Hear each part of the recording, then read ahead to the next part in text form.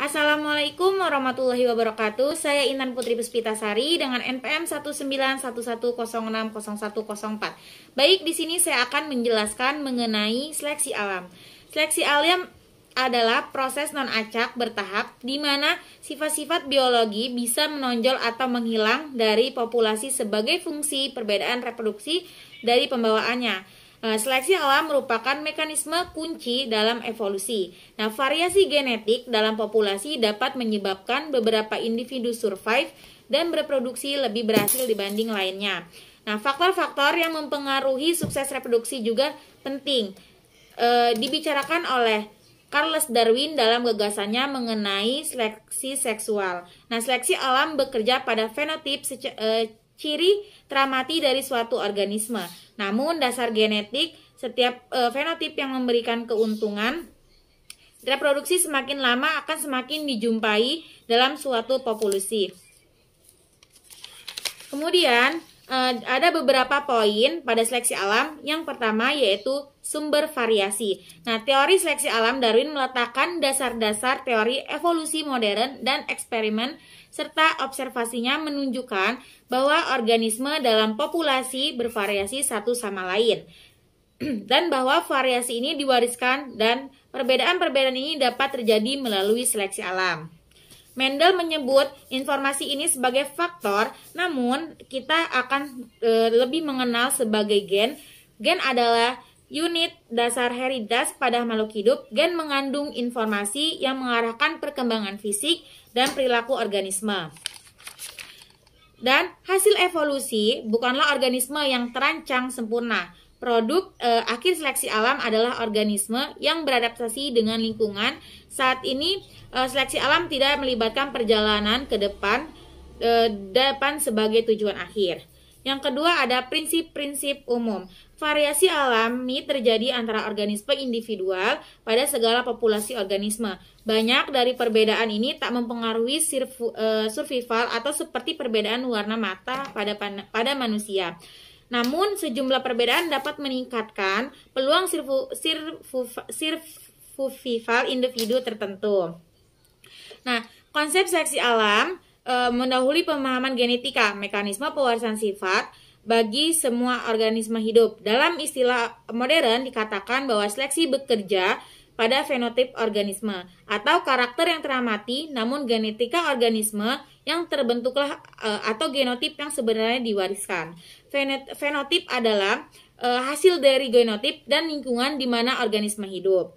Adapun beberapa cara, yang pertama ada tata nama dan penggunaan, kedua fitness, ketiga tipe-tipe seleksi, keempat seleksi seksual, yang kelima contoh seleksi alam, yang ketiga yaitu evolusi melalui seleksi alam.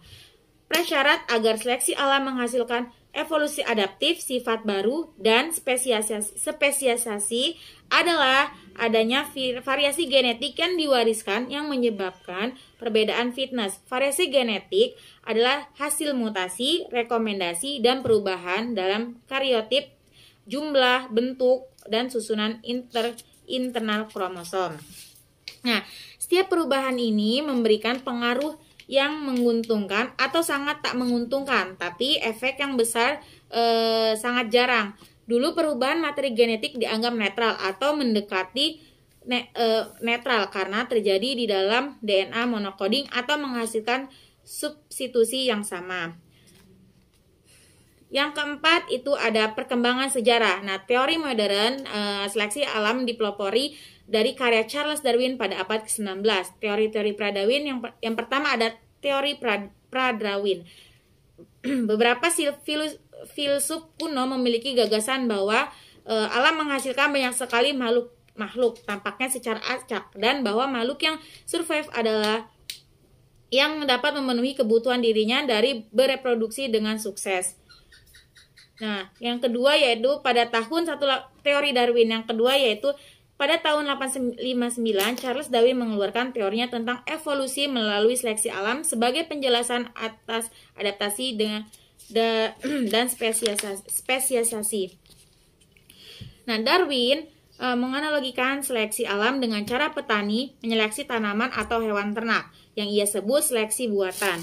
Nah, ketika itu mekanisme evolusi seperti evolusi melalui penyimpangan genetik belum merumuskan secara eksplisit, dan Darwin yakin bahwa seleksi hanyalah salah satu faktor saja. Nah, yang kelima yaitu ada pengaruh gagasan Darwin. Nah, gagasan Darwin bersama dengan ide Adam Smith dan Karl Marx sangat berpengaruh pada pemikiran abad ke-19. Mungkin klaim paling radikal dari teori evolusi melalui seleksi alam adalah bahwa bentuk-bentuk dengan susunan yang sangat detail begitu berbeda satu sama lain dan saling tergantung secara sangat kompleks. Nah, yang keenam yaitu ada dasar genetik seleksi alam. Ide seleksi alam mendahului pemahaman agar genetika kita saat ini sudah jauh lebih memahami landasan biologi pewarisan sifat yang mendasari seleksi alam. Yang pertama ada genotip dan fenotip. Nah, seleksi alam bekerja pada fenotip atau ciri-ciri fisik organisme. Fenotip ditemukan oleh genotip dan lingkungan di mana organisme hidup. Seringkali seleksi alam bekerja pada sifat-sifat fisik individu, dan istilah fenotip dan genotip digunakan secara sempit untuk menunjukkan sifat-sifat spesifik ini. Nah, yang kedua ada seleksi teraraf. Nah, apabila ada komponen atau suatu sifat yang diwariskan, maka seleksi akan mengubah frekuensi dari alel-alel yang berbeda ini atau varian-varian dari gen yang menghasilkan varian-varian dari sifat. Nah, seleksi dapat dibagi menjadi 3 kelompok berdasarkan efeknya pada frekuensi alel. Nah, seleksi penyeimbang dapat terjadi melalui seleksi tergantung frekuensi. Nah, di mana fitness dari suatu fenotip tertentu tergantung dari distribusi dari fenotip-fenotip lainnya dalam populasi. Nah, mungkin sekian itu yang dapat saya sampaikan. Kurang dan lebihnya saya mohon maaf. Kepada Allah saya mohon ampun. Wassalamualaikum warahmatullahi wabarakatuh.